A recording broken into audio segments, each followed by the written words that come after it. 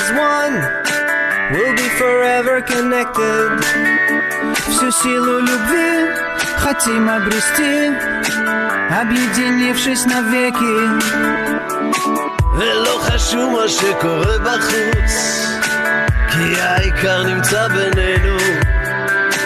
Cuando nos unimos juntos, nuestro amor gobernará.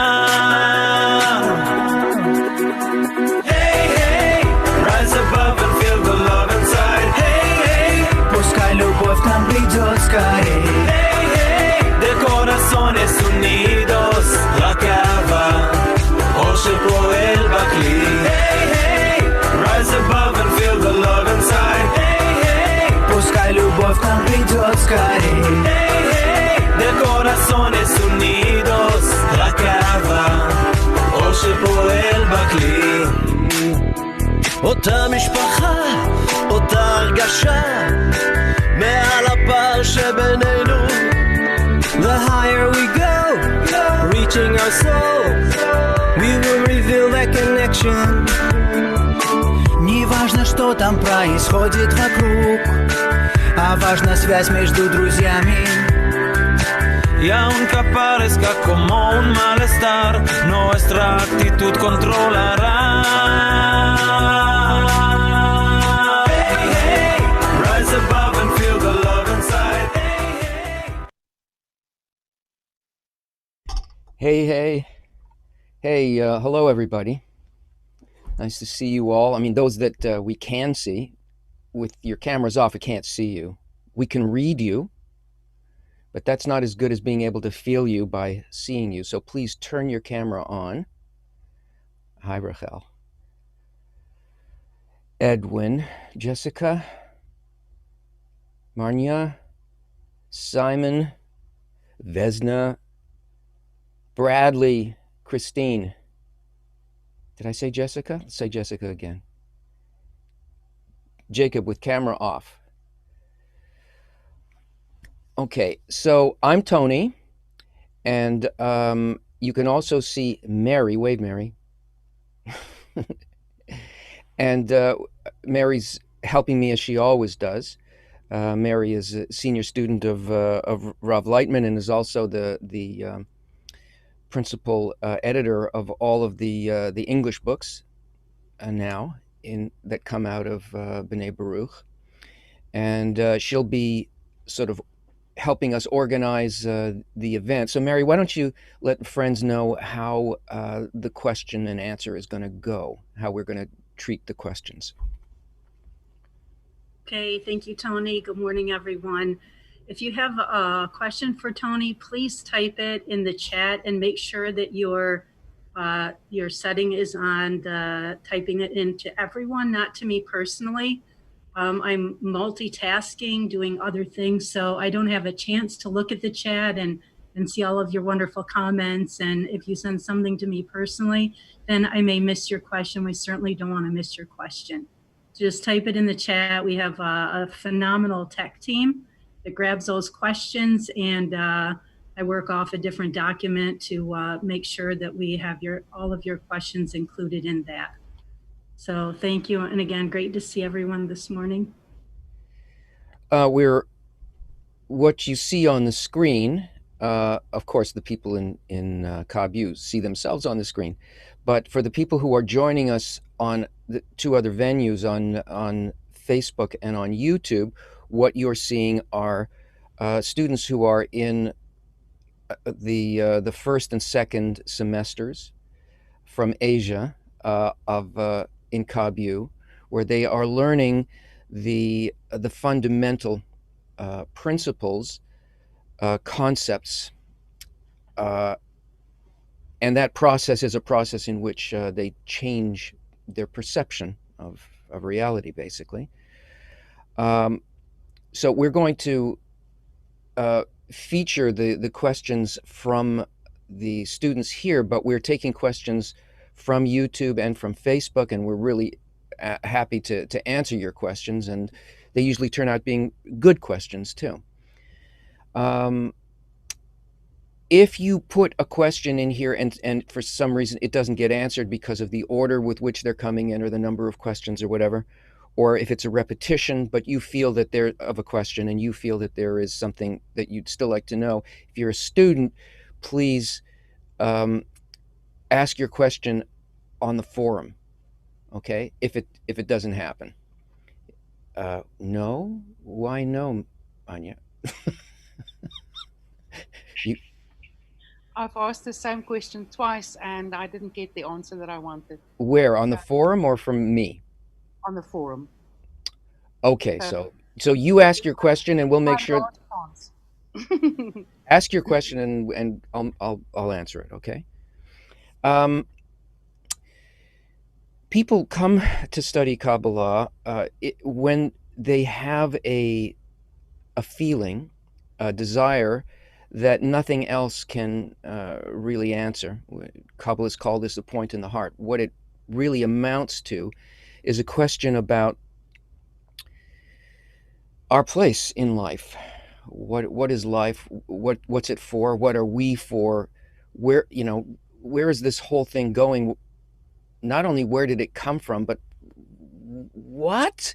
It's just not enough to live through the patterns of life and through the sufferings of life, or even the pleasures of life, if they're empty and we don't know where they're going.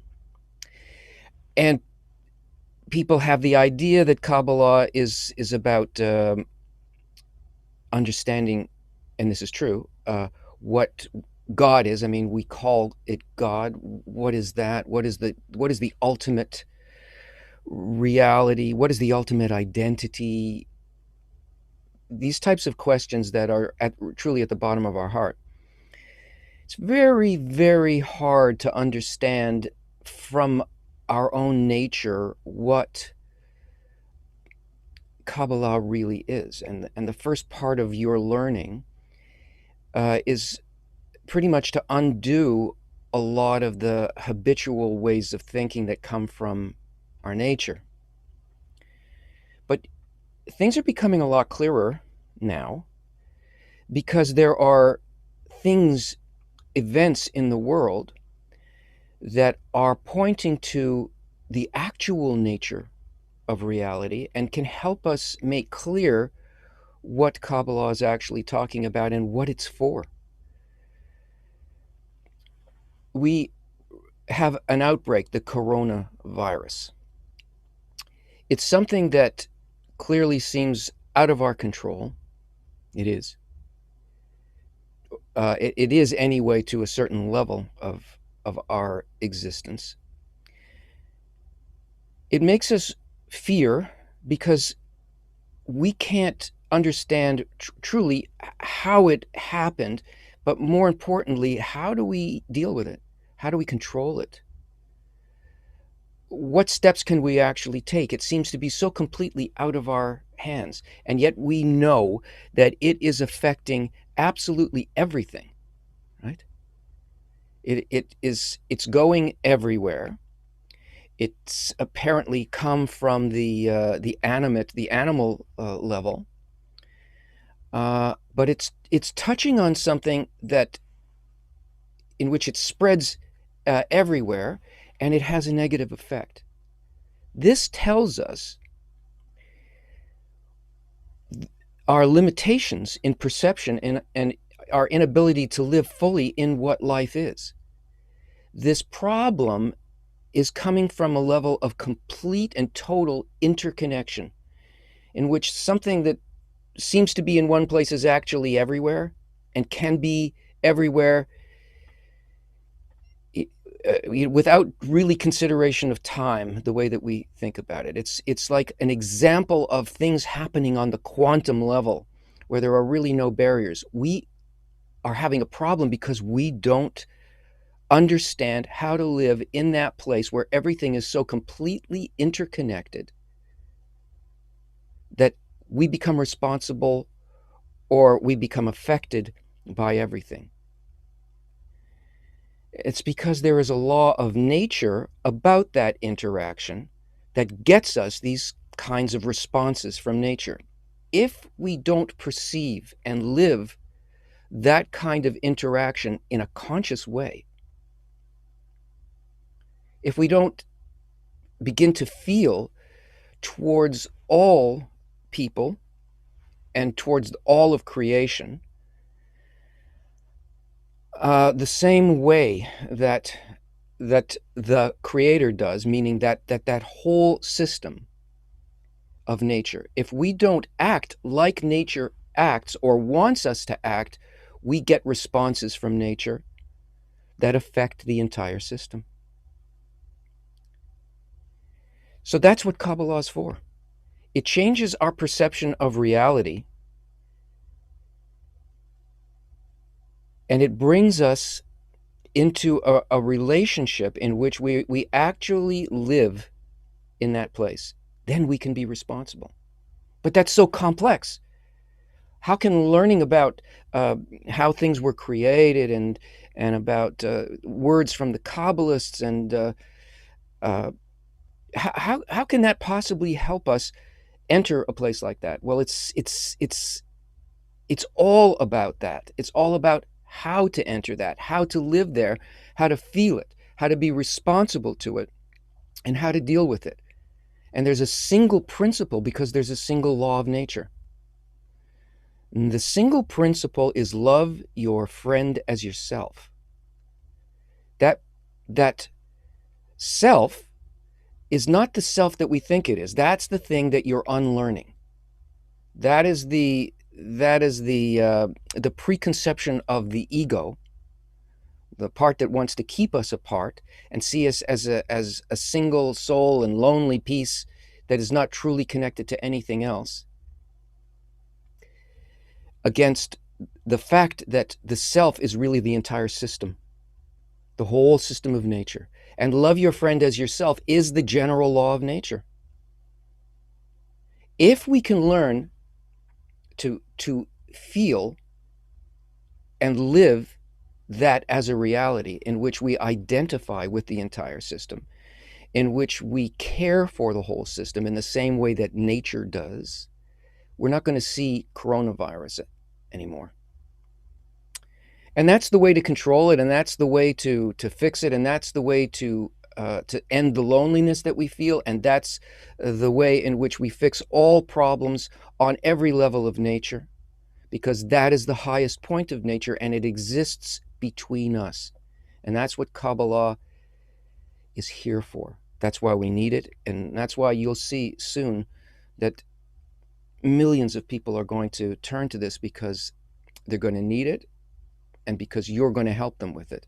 Because eventually you will learn through the methodology of Kabbalah how to do this, and more importantly, how to share it, how to share that connection and love with others in a way that it affects them for good. So let's start taking your questions. Let's go. Okay, great. We have a question from Jacob here in Zoom. Welcome, Jacob.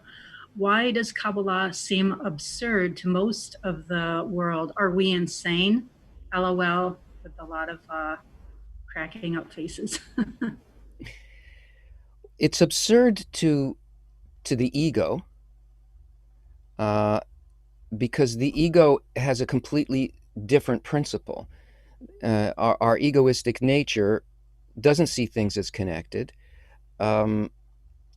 doesn't want anything but self-satisfaction, and therefore can't feel outside of that. So things that seem like mysticism, or the very idea that we would want to do something outside of the ego, seems not only crazy but disgusting to most people. I mean, you can't help it. We're built in such a way that's our basic response. We don't really want to act outside of the ego because it's difficult, because it's opposite. No, we're not crazy. What's crazy is to keep repeating something that brings you nothing but pain.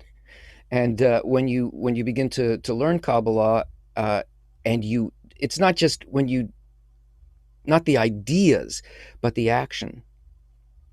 when you start to understand the methodology, and that comes in further semesters, where you actually begin doing the practical work, you begin to see change. And then it becomes very clear that what might have seemed crazy or far from you or far-fetched is really very close to you and the purpose of your life and the way in which you're built. Most people are living completely against nature. A Kabbalist learns to live with others, with the whole system, as I said,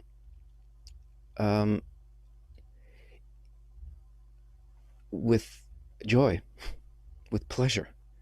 And the pleasure is enormous because it's not just your own pleasure, it's the pleasure of the whole system. So, hi, Jacob, thanks for that question. Next question. Okay, thanks, Tony. The next question comes from Haim on YouTube. Do our experiences, memories, and feelings as an individual continue to live after one dies? You're not an individual. What is happening is that we are a part of the entire system coming to terms with that reality. That is, recognizing and living that way. So we're under development from the point at which we're completely separated as what we think of as an individual piece, part. And we go through a process, and it can take many incarnations. It just depends. I mean, a person can go in one incarnation, can reach the entire revelation of the Creator between us, and then no longer has to reincarnate. But it's that point that's under development, the actual part, the part of the soul or part of the original creature. It's not the egoistic character and personality. That's just a construct, an operating system that happens according to the desires that we hold. When our desires change, what we think of as our character is not the same, but we are. Our essence remains. That seed remains and remains under development. But the egoistic definition of self, fortunately, does not accompany us, and it's no loss. Next question. Okay, yep. Next question, also from a YouTube viewer, Sam Ledger. Can certain music damage or add evil to the soul? Music? Well, it depends. It's the ideas. There are no real, you could say that there are certain pulses because there are certain frequencies and so on that enhance health, communication, and flow in us because vibrations have that quality. They can enhance our health in a sense, or they can detract from it. We know that the machine language of the brain is actually music. They're discovering this now. But what does that all mean? There is no evil at all except our own, and that is commitment to separation, focus only on self, and damaging others through being unaware of the connection to others. Evil is not some kind of an objective external thing. It exists within us, and it's only the difference between us and the quality of the Creator, which is the quality of bestowal or the general law of nature. The difference between where we are and that complete and constant giving, that's the negative. That's evil, so to speak. There is no objective reality like that. So the question of good and evil is one of personal commitment to development. It doesn't come to us from the outside. Everything that we see is actually our own quality projected outwardly because we don't want to correct it or see it as it actually is. If we're all connected in a system, how can the evil be external? It exists in each and every one of us, like it would as a particle inside each part of a hologram. Now, I want to make sure to get Marnia's question, so make sure you ask it. Thank you, Tony. It's about prayer. I am I'm happy with my sorry, I don't know where to look there. I'm happy with my path of prayer to the Creator. I know what I must do to grow. Is there a point in praying for other people or other things? For example, I have the Jewish prayer for the president in my possession. I'm not Jewish, but I have it because I feel quite strongly about praying for leadership, praying for countries. Is there a point in praying for other people? Because every person has got its own, his or her own predestined path with the Creator anyway. If I pray for safety of my family, does it make any difference? Thank you. No individual has any business with the Creator, because there is no such thing as an individual. The only real form of prayer is prayer for others. And especially you'll see when, because that's the way that's the quality of the Creator. When we pray for ourselves, we are anti the quality of the Creator. We are in complete opposition to it. This is the big difference in the correct understanding of what is in the order of prayer that we learn from the Abrahamic religions.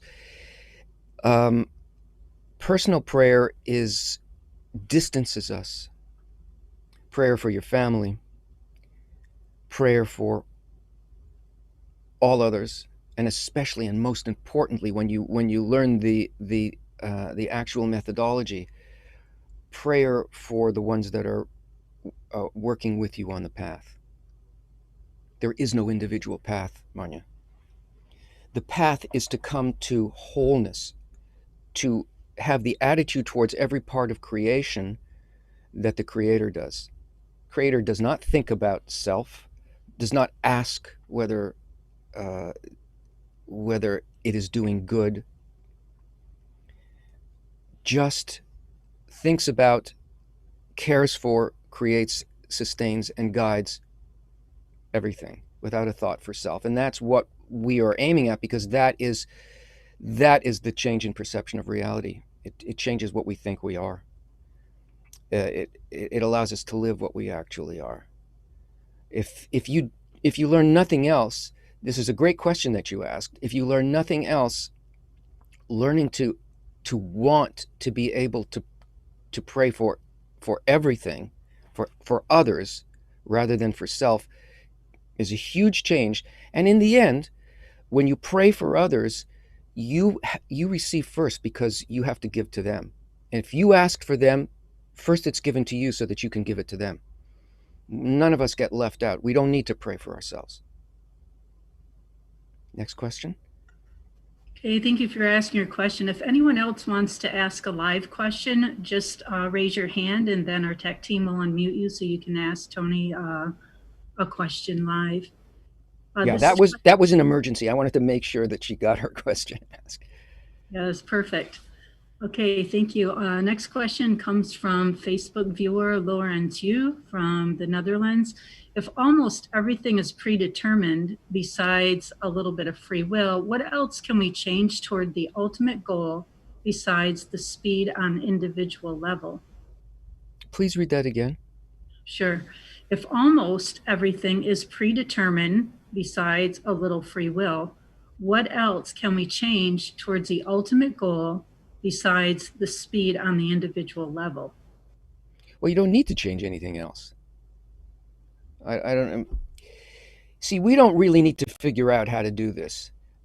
We just need to understand what the system is and do our part in it. There isn't anything else to do. Everything is predetermined, except our acceptance of reality. And it's very difficult also for us to determine where in us or where in what we do in our lives does the question or the offer to accept reality as it is, when is it presented to us?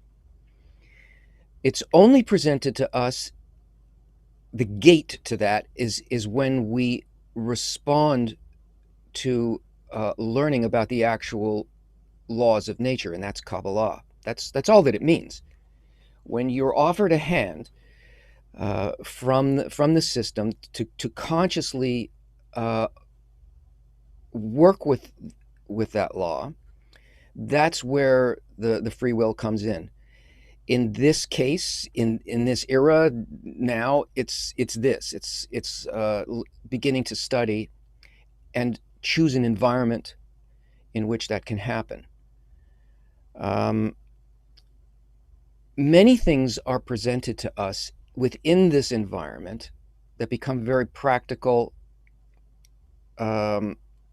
actions that a person can take, that in which we begin our transformation and correction. When you start working with other people, once you've got the fundamentals, you start working with them, you are confronted, what is revealed to us is where our corrections are, what needs to be transformed next, what next, and we learn to have the sense that that's happening. So we're constantly being offered within this environment access to the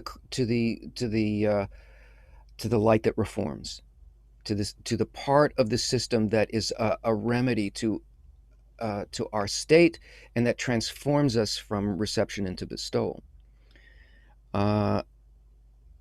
So there is a constant offer to either accept or reject, and thereby to have revealed to us what our next higher state is. That happens when we start dealing with and relating to others who are also trying to do that. And that happens within a closed environment. We don't need to do more than that, and that is everything. It's everything, because that's what creates the connections that bring us into a conscious living condition in the entire system, in the holistic system of nature. We don't need more than that. It's huge. Next question. Okay, next question is from Wanda Stevens here in Zoom. Are there some simple steps I can take to help a person fully merge into their will to receive once they see that the self is to receive and create for the Creator? Well, I don't actually understand what merge into your will to receive means. This is your own terminology. What I think you're saying is, how can you help a person recognize that that's what they are, so that they can begin to get a sense of what the light is, what the opposite is. We can't do that for other people. We can't correct anybody but ourselves, because there isn't anything. All of that is inside of us. Even the people that we think are outside of us, that's actually our soul. That's the uncorrected parts of us that we are disconnected from, and we disconnect from them by judging them, by thinking we know something they don't, we're above them, they're above us, they did wrong, we did. There are all these emotional constructs that separate us from others, and the whole thing that we're trying to do here is to live beyond that. All we have to do in order to help other people is to correct what we call me, correct ourselves. That corrects them, because our perception of reality changes, and our relationship to others changes. We stop seeing them as needing, as being limited or dumb, or I don't mean dumb, I mean like ignorant, that they don't know something, because our living that thing as a reality is is the sort of handle that changes reality. It doesn't change from the outside in, it changes from the inside out. So when we work on our correction, the whole world eventually becomes corrected. Next question. Okay, here's a great question from Lawrence from the Netherlands. He's viewing on Facebook. What is the right internal mind or attitude to work with in every second, no matter if it's in the 10 or in particular, the one that keeps you on the middle path? Always do what you're doing only for the sake of connection. If you're answering a question, answer it in such a way and from your heart so that the result will be connection between you and your friends. It's, you know, that's the guiding principle, because that is what the Creator is. It's that constant constant connection between everything. Life flows through that connection. That's where life is. There is no life in the individual. That's a dark, closed point. There's no spirituality there. The spirituality is in the connection between us, and we go to the connection between us if that's what we're thinking about, if that's what we're aimed at. So whatever it is that we're doing, if we're doing it in order to enhance our connection to the other person, or to the people in the 10, or the people here in this Q&A, that will always guide us in the correct direction, and it will always point us to that place where the light is offering us correction. Because when you try to do that, you find that it's difficult for our nature. Our nature basically says no, or they blame, we blame, or all of those things. That's good, because our ego grows, and now we have another portion that we can correct. That's what we need.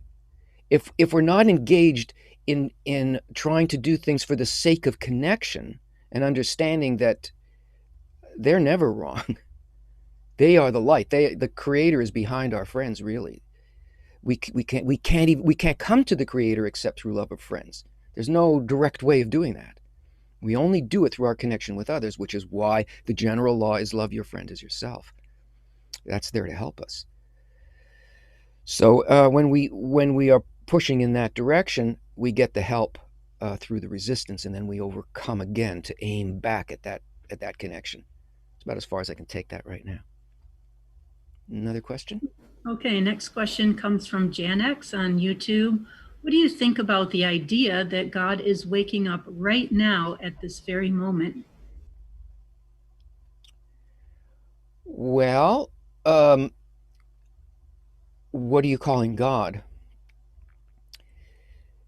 I agree that that's so, because we are waking up, and the Creator is not. The Creator is the human connection to the integral system. That is what exists between us, what awakens between us. That's the Creator. And if we're working towards that, and if the conditions in our reality, in the world, the crises that we see, which are coming, it's clear they're only coming from ego, and they're all about ego. All of the political separation that we see, the problems with the environment, they're all on that level of pure connection to each other. And our technology is like, where are you? You're in Asia, right? I'm in Toronto. How many milliseconds does it take for this sound to reach you? I mean, it's obvious what we are, and yet we hold ourselves back. So the degree to which we see this more and more for what it is, God is awakening.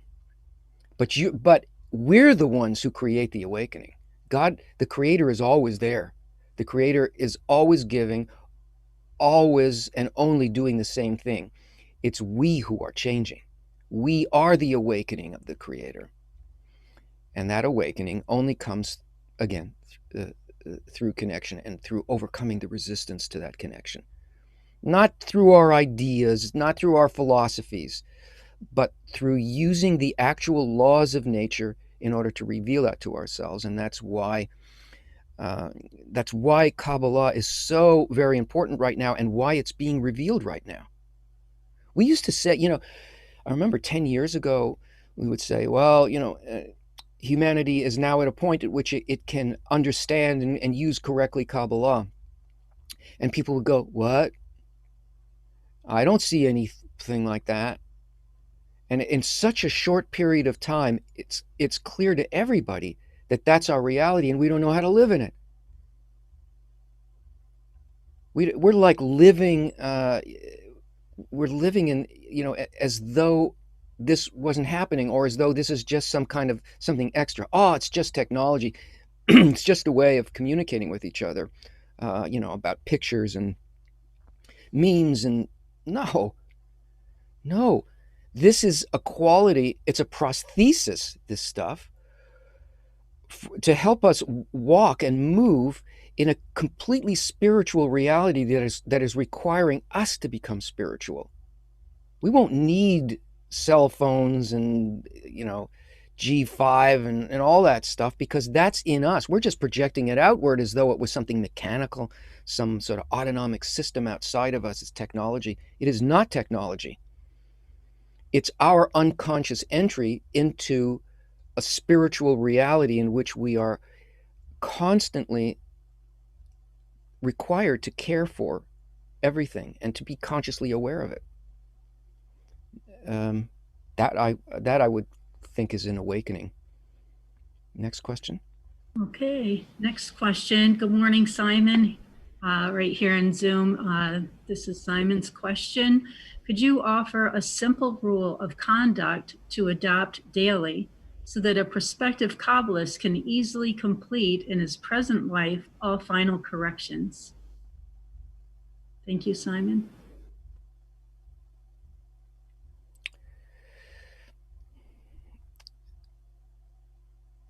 Well, I think I answered that.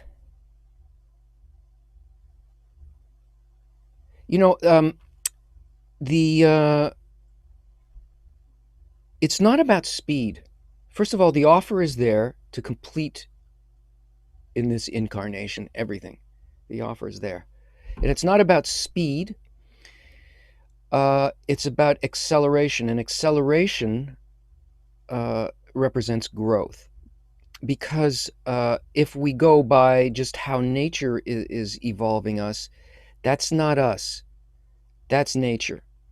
That's reception. So we have to get ahead of that. And that means that we need to be consistent, and we need to look for opportunities for correction.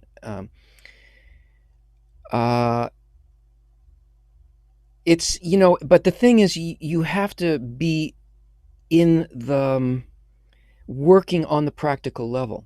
It has to do with your desire. The more you desire it, the more you're going to be consistent, the more you're going to use your ego in the correct way. It's good if your egoism expands. You need to realize that this is not going to be like just all good. It's not going to be all pleasurable, because the forces of nature work in both ways with us. We need to understand that when the ego grows, we feel resistance, and we're going to want to run away. But when we feel that, that's the best thing that could happen. So this is the rule of thumb, okay? When the ego grows, it resists working with the light. But it's there in order for that portion of our disconnection, of our egoism, to become corrected, because we start to get an example from our environment of what it requires us, where it wants us to give in the place where we want to receive. That is distasteful to us. It's part of the process. This is one of the big thing that the world doesn't understand. The only thing the Creator created was the the evil inclination. That's the only thing that's different from the Creator. And it's a useful function. I created the evil inclination, and I created, this is from Torah, and I created the Torah as a spice. The Torah is the method of Kabbalah. The evil inclination is the basis on which we compare our state to the state of the light, and it has to grow. Don't be put off. Recognize when it comes that it came from the Creator. It can come in the form of doubt, or it can come in the form of like dislike of somebody, or disinterest, disconnection. Doesn't matter how it comes. But the rule of thumb is to recognize that when that happens, it has come from above as an opportunity for correction.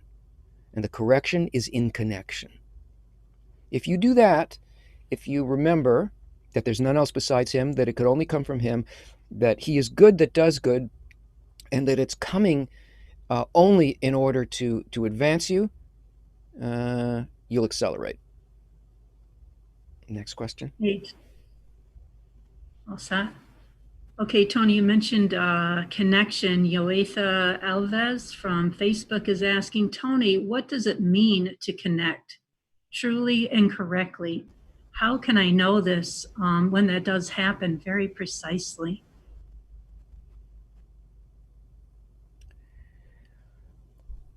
Well, first of all, you can't apply this in the general environment in the world.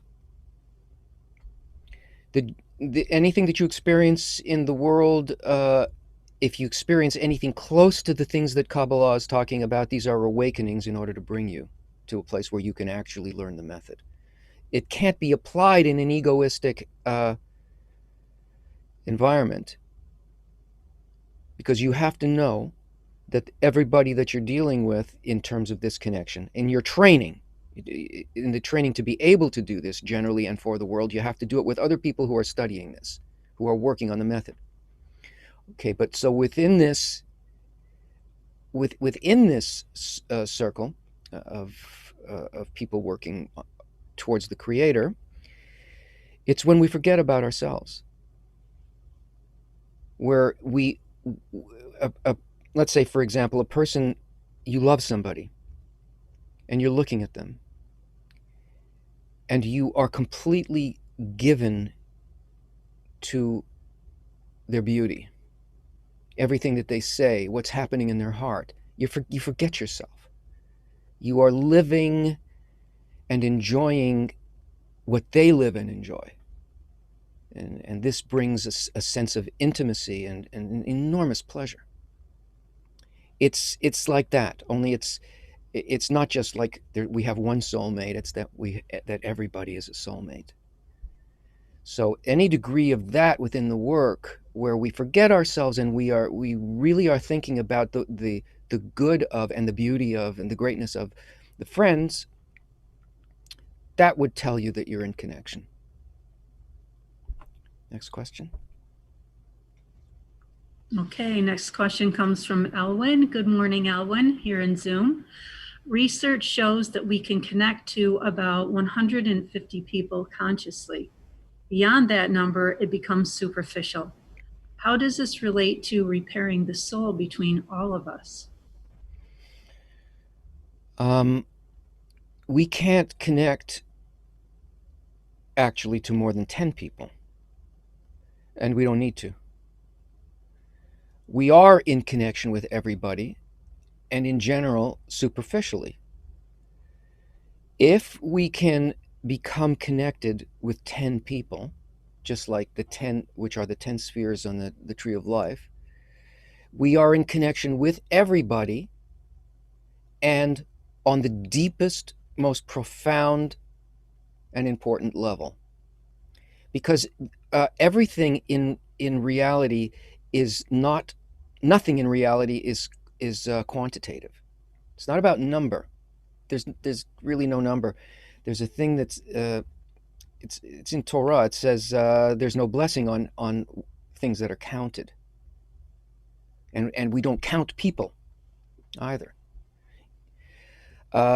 it was not the people who were counted when they wanted to take a census. It was a coin. A person had to bring a coin and put the coin, bring it, to some central place, and that was counted.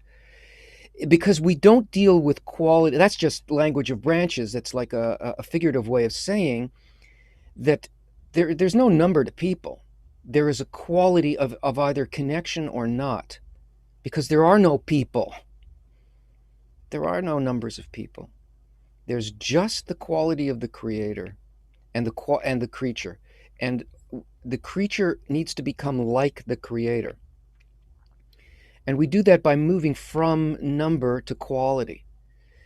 So the exercise to get us out of this illusion and dream that we have, eventually you learn this, is to work with a circle of people. Once you go past the fundamentals and so on, Kabbalah provides the opportunity for people to work in a group if they want to. They work virtually if they're all over the world, and they work, we use technology, we call it technology, to work with others in the methodology. And there, if that connection is established, and then it affects and connects us with the entire system, because the whole system is built through this quality that we call 10. And in Kabbalah, we eventually learn what 10 means, what 5 is, what 125 is, what quality this really is. It's not a number, it's a quality. And superficiality has only to do with the quality of the heart. And if that happens correctly, there's no limitation on that, because bestowal is not limited, only reception is limited. When we learn to function even to the tiniest degree outside of the ego or above the ego, that's in touch with everything. Next question. The next question involves the ego. This is from Facebook viewer Eric Bird. How is the ego connected to keeping up appearances, trying to control what others see, for example, social media and PR? And how do we move beyond that?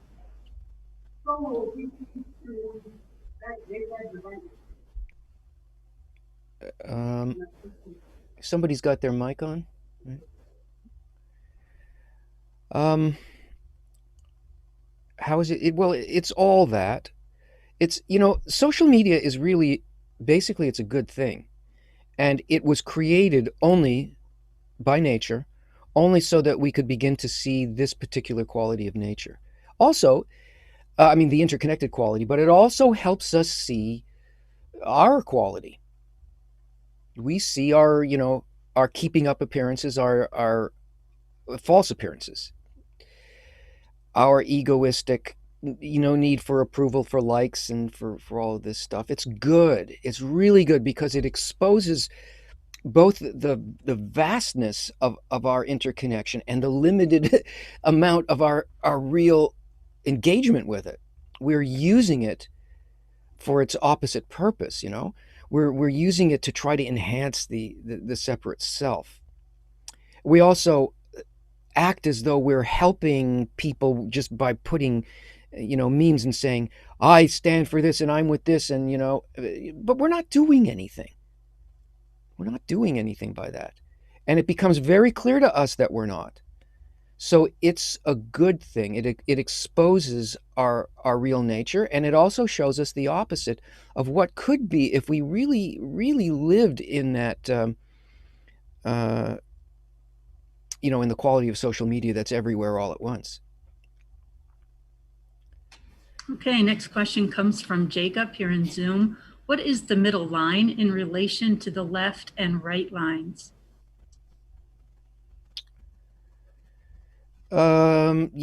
I can mention it, but it takes more preliminary study to grasp this at all, because I'll just try to give it to you quickly and simply. The left line is our ego. The bad, or the experiences that we have that are negative, or we think they're negative. The right line is experiences that awaken us, and we want to follow them, and I'm seeing the light, and things are good. The middle line is above those two. It's where something is really difficult for us, very hard. We don't like it. It's like a bad thing has happened to us. We're convinced there is evil, and the evil exists in other people, and we are being attacked. And we know that then there's a thing called, that's in our reason. Faith above reason is where the third line is. And that means that we understand that it comes from the Creator. We attempt as best we can to see it as its opposite, and take the opposite as the truth rather than the negative, and to be neither in the good or the bad, but to be above them both, where love covers all crimes. That's the middle line. And it takes experience working with other people in this circle of 10, which you will eventually get to.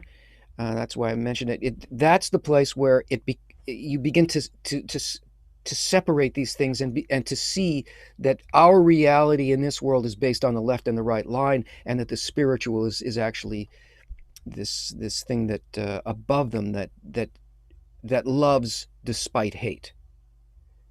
I can't explain it any further than that right now. Listen, if you are on YouTube or you're on Facebook and you're interested in learning this, the next course starts March 22nd, and that's the course that these students are in right now. And you'll see that there's a link that would be posted in the chat there. If you're interested in it, just take a look at it, see if that's what you check it out. And it's a free course, but the way that we do it is by a pay what you wish mode, which meaning the beginning courses are free, but because this is about bestowal and so on, and because it does cost us, everybody who works here is and is helping you with this is a volunteer. They're all students.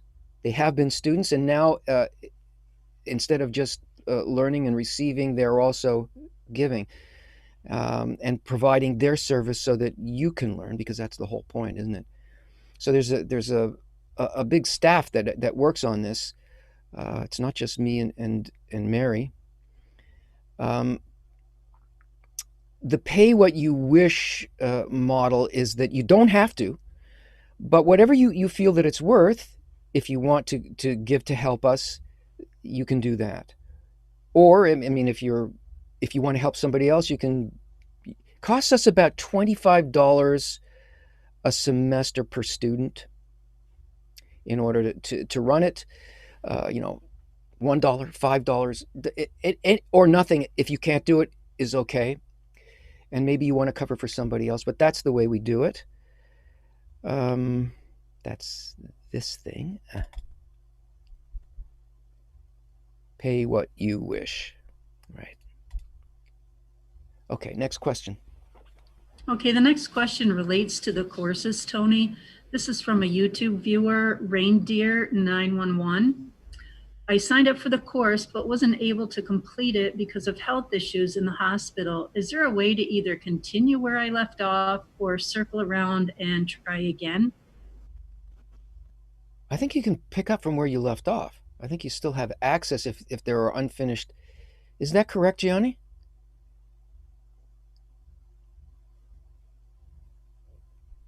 Yes, they can pick up where they left off. They can start over wherever they're most comfortable.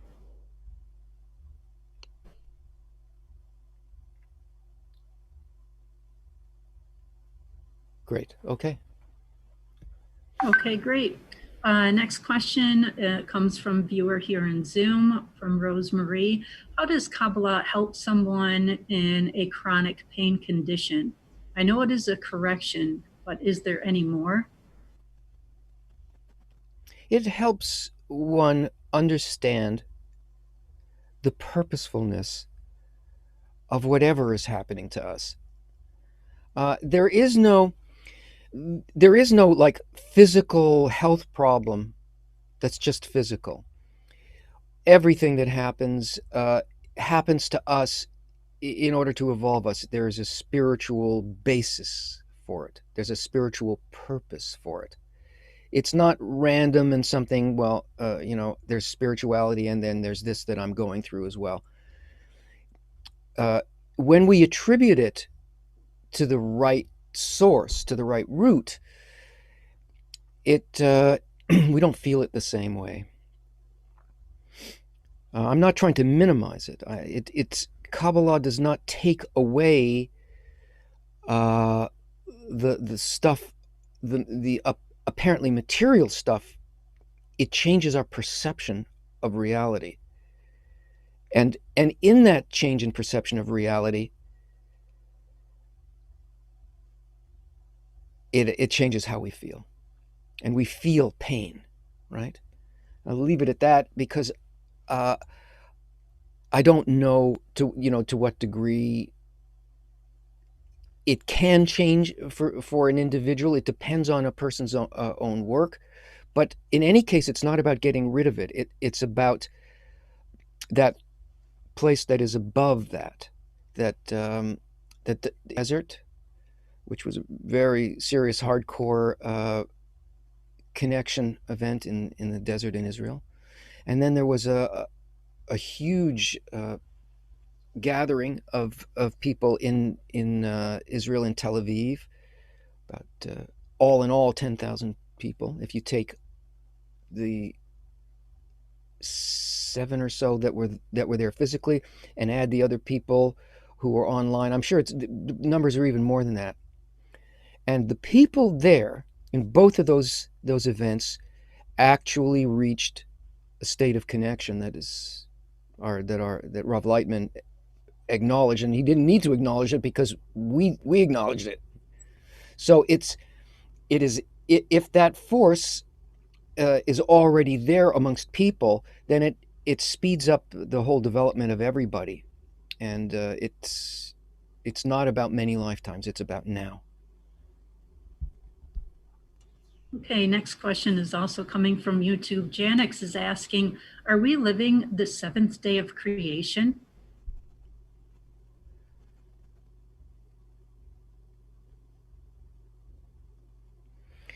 I don't know what you mean by that. But we are living also in the period of correction. We are now at that stage where we are at the transition between the material and the spiritual.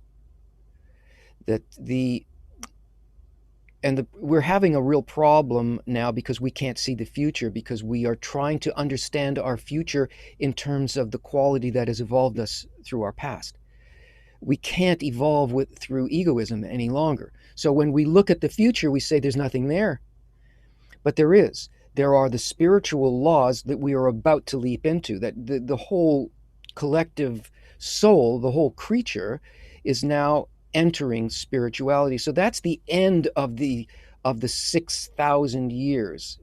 You can say it's like the seventh day, but it's a quality. And the way that we enter spirituality is by really understanding what love your friend as yourself is, because that is the law of our next state. We're not going to live just as individuals. We are going to live and partake of the whole system of nature, and we're not going to see it the way that we did, and we're not going to work, in order to earn money. We're not even going to need to do that. We're going to take care of each other. Maybe we'll still be doing that, but we won't be doing it for the same reason. And what we think of as peace and wholeness and fulfillment and happiness, the fulfillment of human existence, that's where we're going. That is maybe in your terms, the seventh day. Hey, Tony, we have another. Go ahead. I'm sorry. We have another question regarding creation. This is from YouTube viewer Adil. Why did God create the universe? In order to fulfill us. The general law, the thought of creation. Why? is this, and this is the blueprint of reality: to create a creature and to fill the creature with complete fulfillment. That's why creation happened. And everything that happens in creation happens for that reason. Doesn't matter what we think about it, that's what it is. And what is complete fulfillment? Complete fulfillment is to be able to experience the quality of the Creator himself, himself. We call it him, he, because he in Kabbalah means the quality of bestowal. For us to be able to completely accept all of the light for the same reason that he created us, that light created us. It exists in order for us to be happy and for the Creator to be happy with us. For us to know, in a sense, to know everything, to be in touch with everything, to enjoy all of the joy and pleasure that was intended for us. We hardly accept any of it. We don't even let that much in. Because as long as we think about ourselves, none of it can come in. We have to exit that framework in order to go from the subjective to the objective. The subjective is painful and dark, and the objective is that quality, to create a creature and to fill it with delight. We are made to accept this delight, but not for ourselves, but for everybody, and to share it with everybody. Then we'll be able to enjoy it.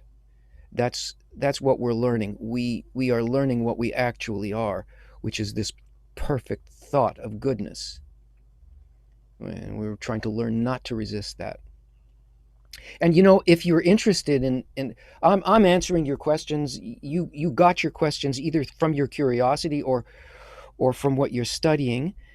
But it's if you want to get answers on an extremely deep level, then you need to read also the source materials. And if you are a student, then these are the materials that you will need for this course. Hopefully you have this already, these book packages, part 1 and part 2, for the 2 different parts of Kabbalah Revealed. There is a discount on these for students, and even if you're not a student and you go to the bookstore, there are all kinds of things there. Source materials from writings of the sages, the technical work on the structure of reality, and there are many books there, and these books, we produce many books a year and put them out as absolutely inexpensively as we possibly can in order to make them available to everybody. So check them out. If these things are not available. A lot of these are not available anyplace else, so it's really worthwhile. And Kabbalistic books give us the kind of target and keep us connected to the work even when we're not in classes and so on. And there's something very special about being able to carry a book around with you. It's truly high technology. I mean, there's no batteries in it. You start looking at it and all of a sudden you're immersed in another mind. You're living in another world. And it's just, it's just like words on paper. It's amazing. It's better than 5G.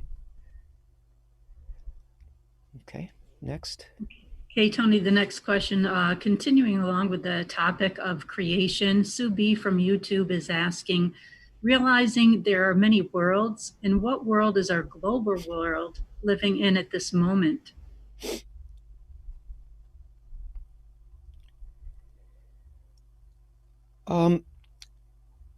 I'm trying to sort of parse the question a bit. Our global world. Well, let's say that the physical world, that what we call our world, the world of the ego, is just in the lowest part of the lowest spiritual world. There are 5 worlds, and the world of but what you're saying about our global world, I would say that on its own, without a lot of pain, without a lot of global crises, on every level, unless we do what we came here to do, to learn to get consciously into this process. So the global world is you being moved, feeling responsible, feeling awakened, so that you want to take the steps to learn how to do connection. And it's doable, because that's what we're here to do. It's not a mystery. It's not hidden. It's not closed off. It's not forbidden. It's you. Come on in, basically. It's nature is saying to us, we're right there.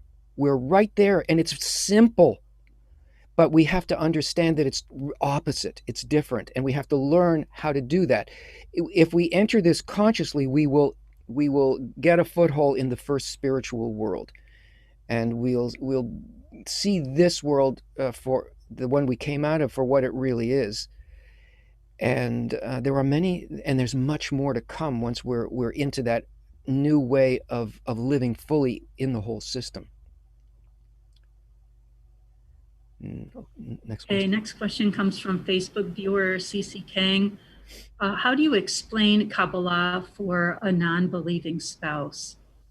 Don't try to explain it. Just be an example. Changes happen in you. Your attitude towards your spouse will change.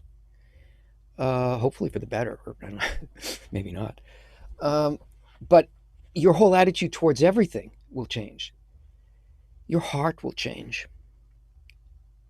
It's a matter of influence, and that's the way that it works anyway, because the people who are learning this become what we call the Rosh of the system, where there is sort of a head, like a conduit, that becomes open at both ends, and that's us, right? That's those who want to work consciously. That's what Israel means. It means a connection directly, a desire of a connection directly to the Creator. So it opens up a channel, this direct to the Creator, of influence that comes from above. We don't have to figure it out.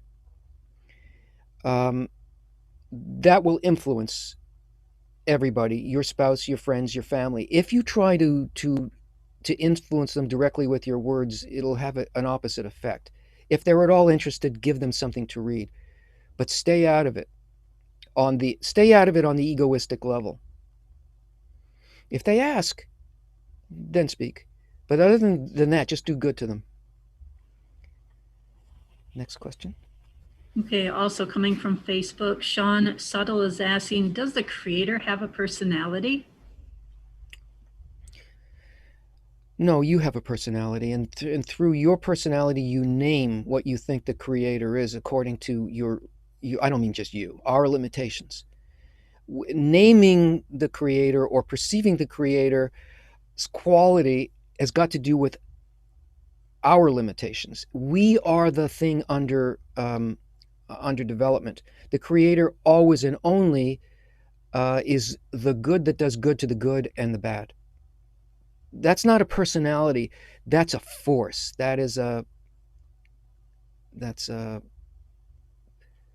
It's an intention. And we define reality according to our level of development, because that is everything. There is none else but that quality. And if we see that there is something other than that, that's us. That's not the Creator. Creator does not have a personality, because personality is connected to character, which is like comparative, which is the difference between us and the Creator. But there's no difference between the Creator and the Creator.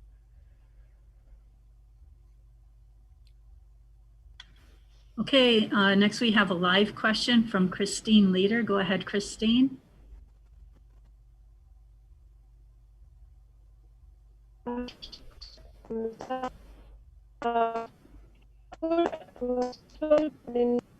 environment and undeveloped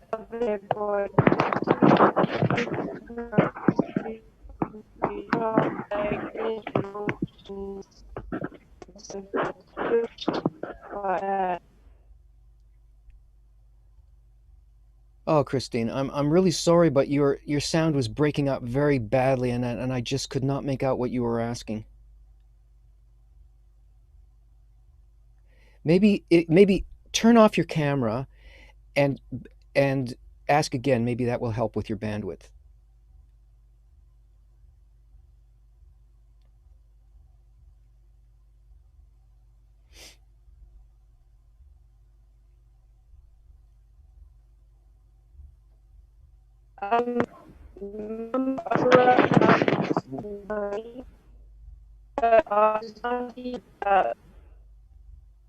trying to bring you down.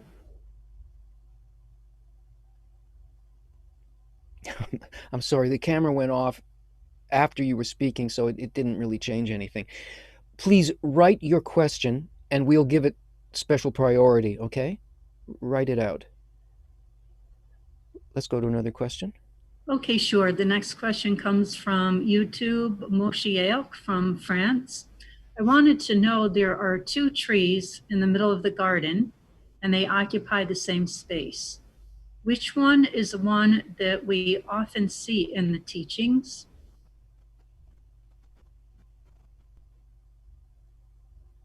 Both. There's a single tree, but we can use it in order to receive for ourselves, to receive the light of the Creator for ourselves, or we can receive it in order to bring contentment to the Creator. That is, to do it for the reason that the Creator created. It's the same tree.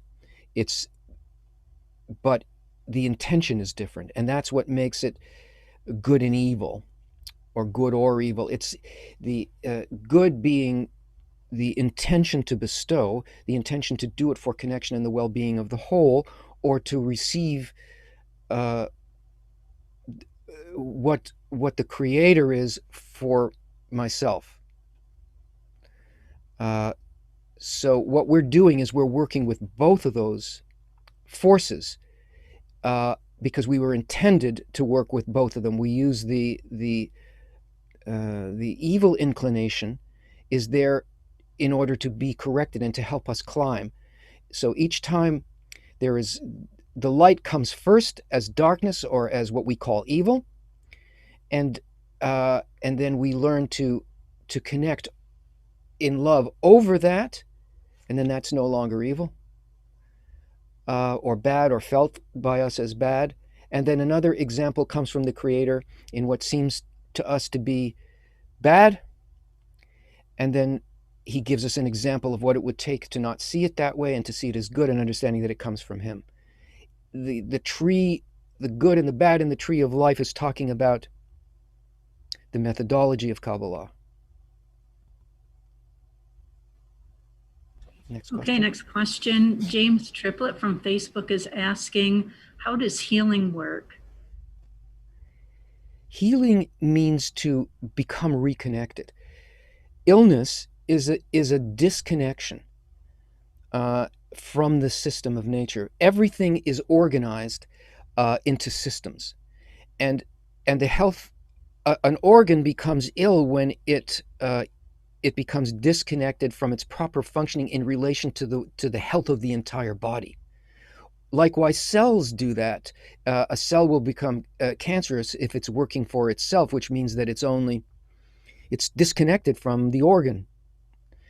So healing simply means to take something that has become disconnected and doesn't work correctly, and reconnect it into the whole system. How does that happen? Because it lives for the benefit of the whole system and not for itself. So does a collection of cells, which is an organ. And the definition of spiritual health follows. It is the source, is the root of that thing that happens within the ego and within the body. So healing is conscious reconnection, a decision to work on behalf of the whole body. And for us, the whole body is all of humanity, and actually in all of nature. Okay, Alan here in Zoom has another question. Let's get Christine's question. Sure.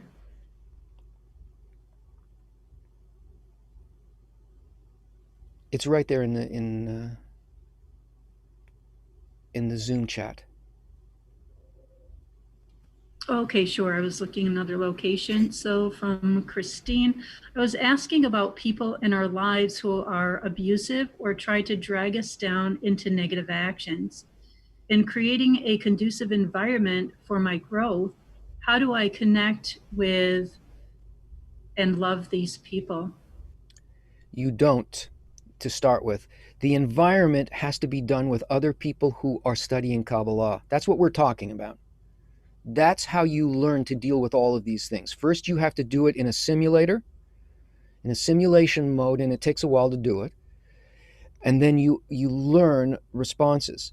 On the other hand, if a dog is biting you, you don't let the dog bite you. You know, you kick the dog because the dog is trying to hurt you.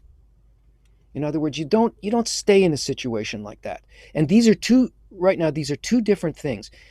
You can't use this stuff of Kabbalah like a self-help thing in order to help you with those kinds of situations. You have to deal with those the way anybody does. You take the steps that logically you should take. Maybe a person needs to go to a counselor to help strengthen them with this type of thing, or maybe they have to go to a doctor for a health problem, or you take care of material things on the material level. You work on the spiritual within the spiritual level, and eventually these two things become the same thing. There are no people like that in this circle, in this environment. So that's why you can develop. Eventually, it becomes really clear that you will value things very, very differently once you learn how to do this, and you won't want to be in that situation. You'll take care of yourself. But if it's critical now, then do the things that anybody does when they have a difficult corporeal situation. Okay, next question is from Alwyn here in Zoom. If a person has 3 months to live, what would the Kabbalist do? Would he go through 1,000 graphics, articles, and books with a person who is running out of time?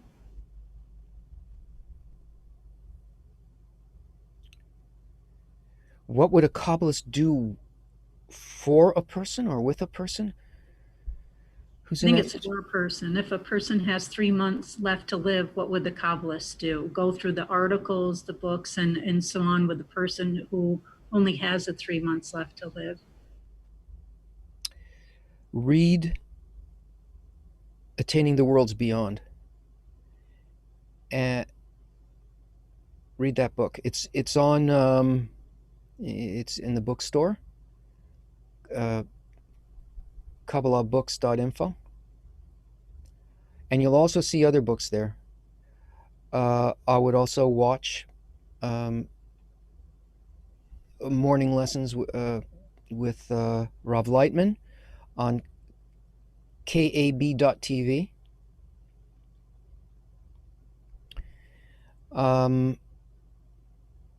It's, if when a person has the sensation that they of their limitation, of death in front of them, or that it's not death, but of the change that's going to happen here, then things become very, very, very important. And every student needs to come to a place where they feel that, where this is where life is, this is what life is, and that this material world is not what life is. It's actually death. We've got it backwards. There's no real life. We don't really partake of life when we're immersed in material environment.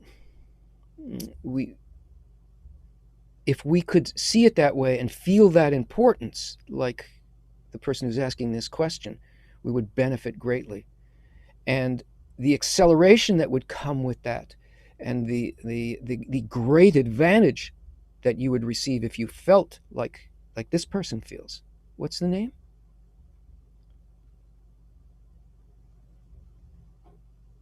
I'm sorry, I forgot. The person asking the question, Ellen here in Zoom. Ah, good. If you feel that way, it's a huge advantage to you,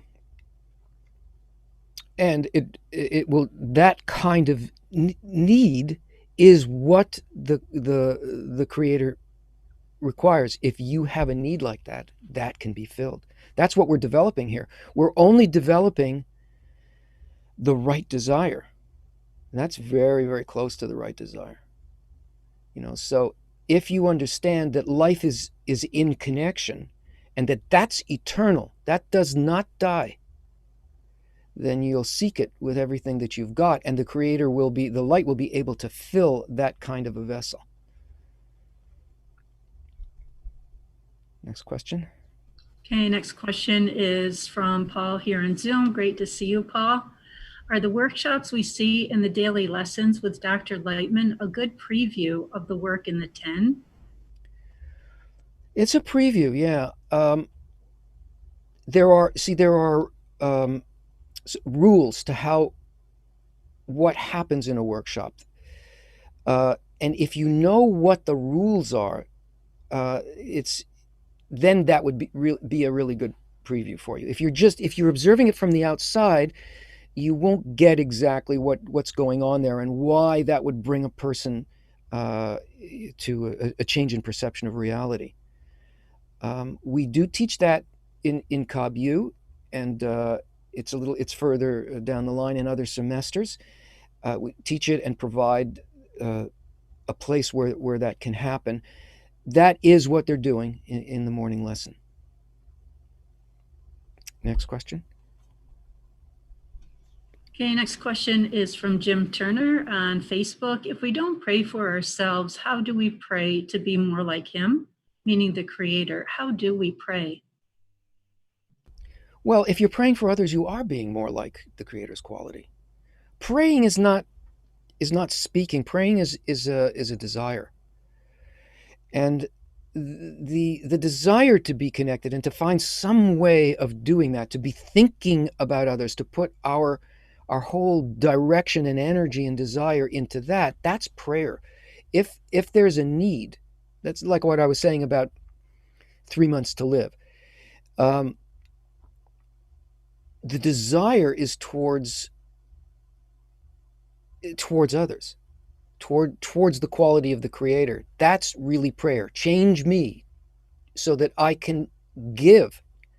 It's what do you get out of that? Giving. Let the friends experience the thing that they're after. Help my friends.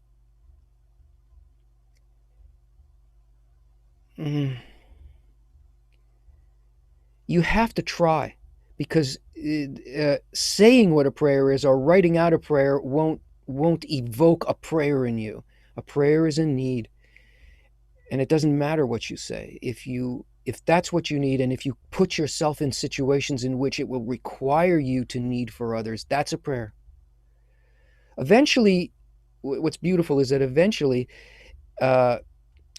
one does experience that all of the people working together in the 10 have a single desire, and everybody obviously feels it because it's single and unified.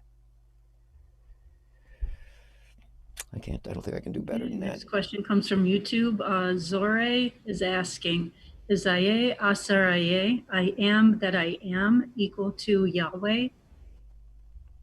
Well, that's a question. Even if I answered the question, it wouldn't be an answer to you. Let me think of it in another way. I am Yud K Vav K, what you're calling Yahweh, is the 4 faces of direct light. It's the template of everything in reality. It's how things are created. It's four phases of desire that sort of flip to their opposite, and they manifest a new state within the creature. It's the action of the light. It describes the relationship of the light with the created being. That's what Yahweh is. It's a process. Four-letter name of God. I am that I am. I don't have that level of attainment. I can't tell you what that name means. But names are states of relationship with the Creator. We cannot name what we don't attain. Kabbalah is not a philosophy. A person has to have direct experience of that level of relationship with the Creator in order to name that. In other words, it's meaningless to talk about names of God without having the means of attainment of a change in reality to reach that place and observe it like a scientist. So all this stuff about manipulating names of God and writing them out and all that stuff in things that pretend to be Kabbalah is just, it's nonsense, because it doesn't have anything to do with observation, experience, repeatability. It doesn't change anything. It's just a kind of an egoistic game. And we're getting close to the end here, right? Let's answer two more questions and then we'll wrap up. Okay, sure. The next question comes from Roger B. right here in Zoom. Great to be with you, Roger. Is it natural for the egoistic person to be happy when restart. It is natural for the egoistic person to be happy when his desires are being satisfied and unhappy when his desires are not being met in finances or relationships, for example. Knowing theoretically that there is none else besides him, how does one increase one's desire to connect and bestow when one is feeling unhappy about one's life situations? Your life situations in terms of love, money, and all of that, they don't figure into this process at all. Go, enjoy, do whatever you want, succeed, fail. It has nothing to do with this process, and we don't talk about controlling people's actions in the egoistic realm. The desire that we're talking about and the fulfillment that we're talking about is only about the direction towards direct connection with the Creator, with the Creator's quality. And there's advancement and setbacks. Those are the ones that we deal with.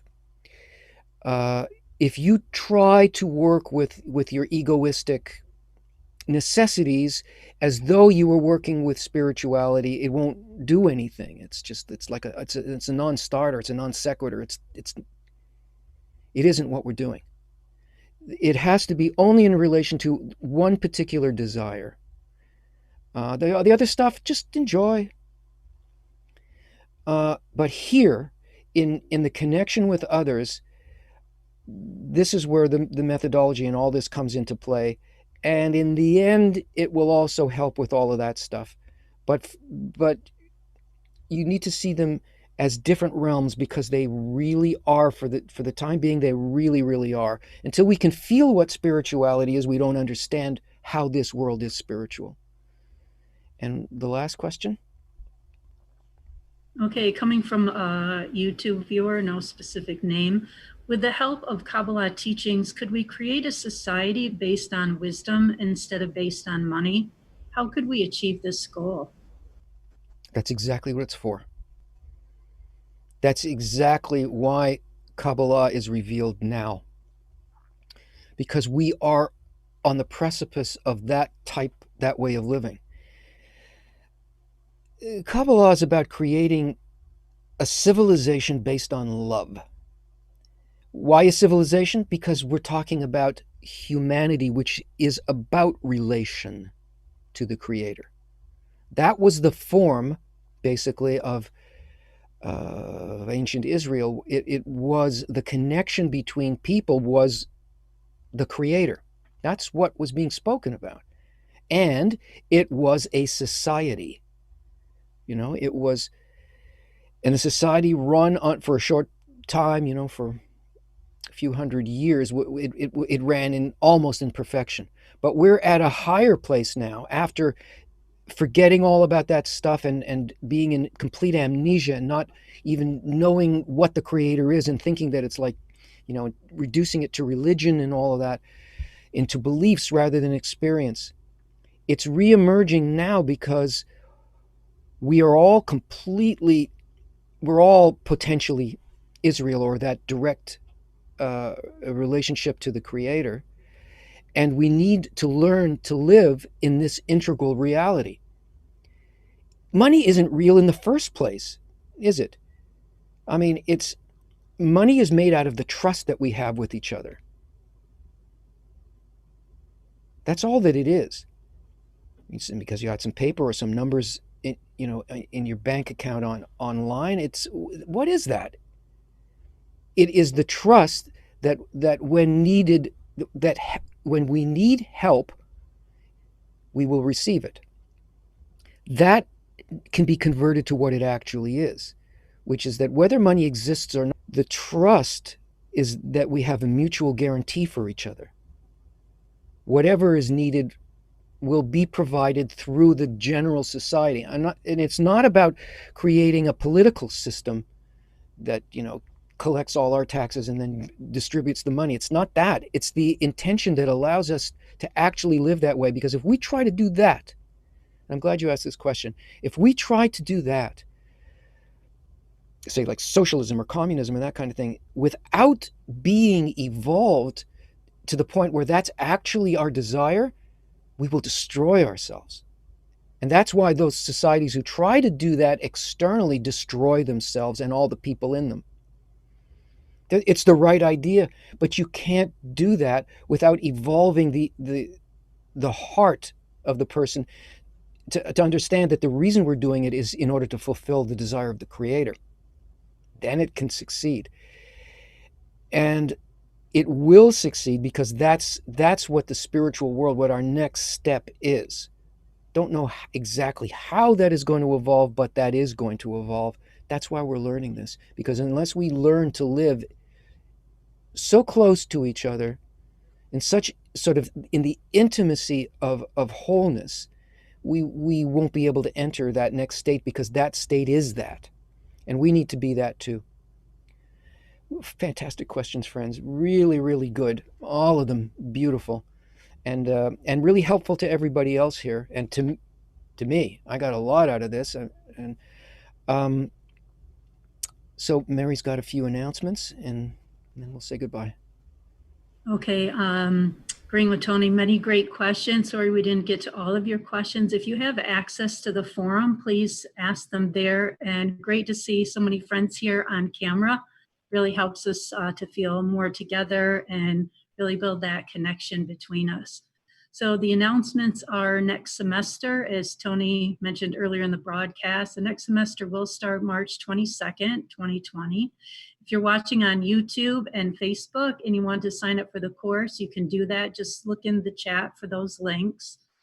Also, Pay What You Wish tuition. If you want to participate in the course tuition or simply support the spreading of the wisdom of Kabbalah, you can do that on our Pay What You Wish page.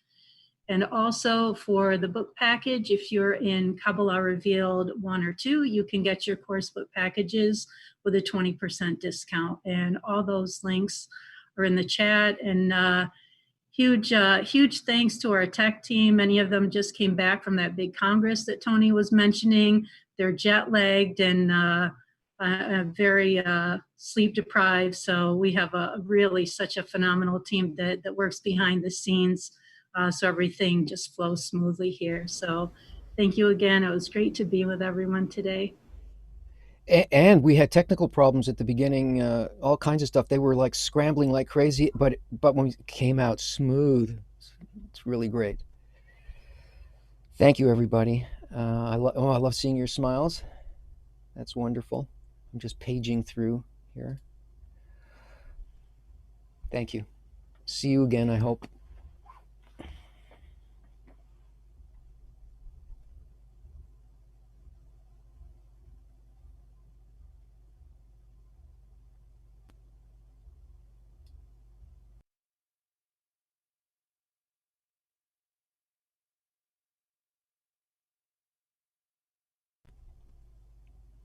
No music?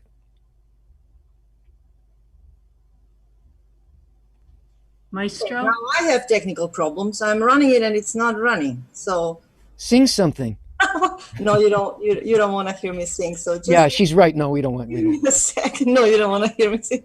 Just No, we have to dance. We have to dance. Thank you, friends.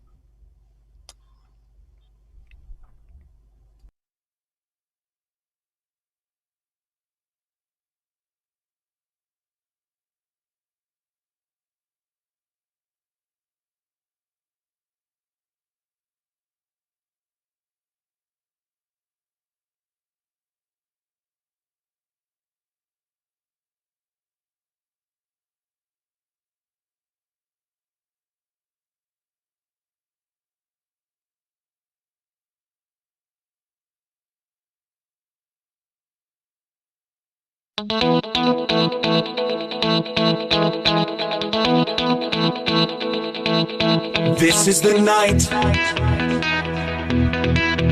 when I can't wait myself. I need you here. I'm calling for your help. I keep on searching, searching for light. My heart feels frozen in this broken piece of life. Won't you please, please, please, please help me? Let's do it together. No one is ever on their own. We'll break these walls between us. Let's fill the emptiness, and we'll never be alone.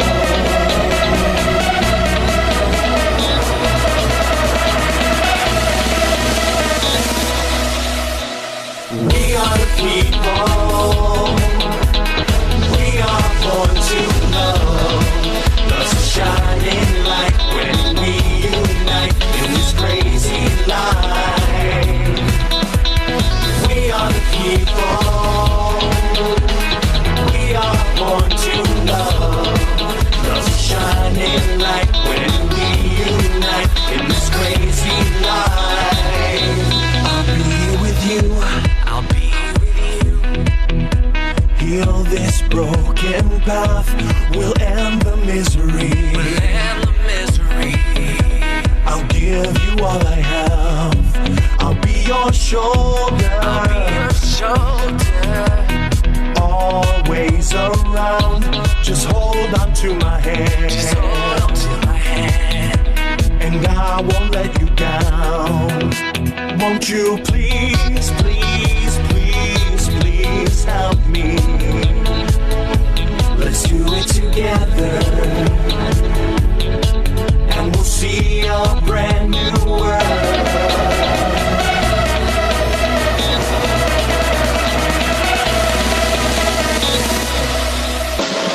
We are the people. We are born to love.